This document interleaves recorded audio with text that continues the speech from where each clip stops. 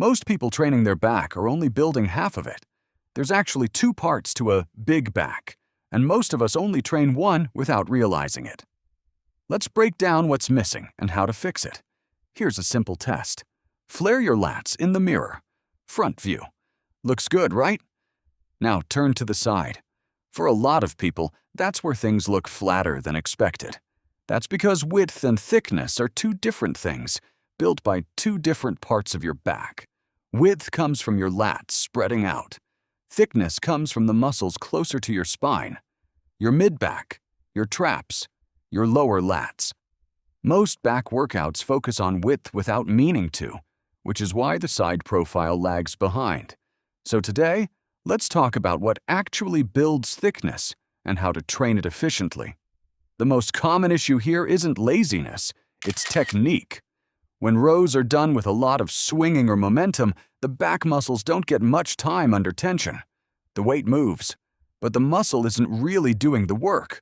Your hips and lower back end up compensating instead.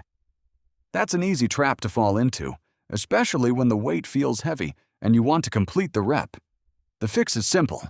Slow it down and use a weight you can fully control.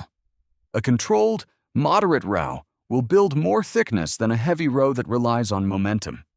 It's less about the number on the bar, and more about how much tension your back actually feels. You don't need a long list of exercises. 3. Done well. Cover almost everything.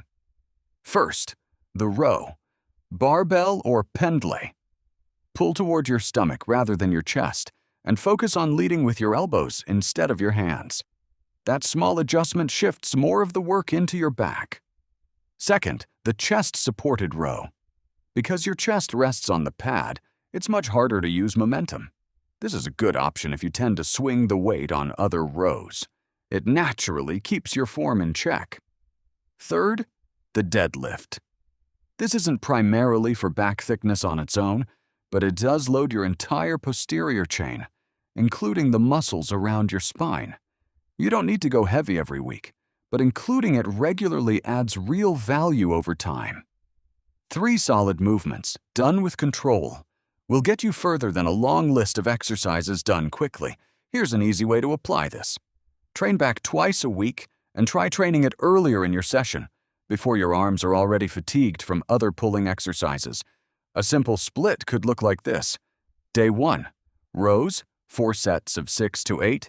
Chest-supported rows, 3 sets of 10 to 12. Day 2, deadlifts, 3 sets of 5. Pendlay rows, 4 sets of 8. And progress doesn't have to mean adding weight every week. Sometimes it's a cleaner rep, or a slower, more controlled squeeze at the top. Both count as progress. Give this about 8 weeks of consistent, controlled training, and you should start to notice a real difference, especially from the side. So here's the takeaway. You don't need more back exercises, you need a few good ones, done with proper control. Slow down.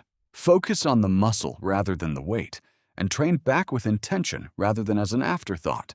Stick with that, and your back will start looking as strong from the side as it does from the front. If this helped, drop a like. It genuinely helps this channel keep making videos like this. And if you're serious about training smarter, hit subscribe so you don't miss the next one. Thanks for watching. See you in the next one.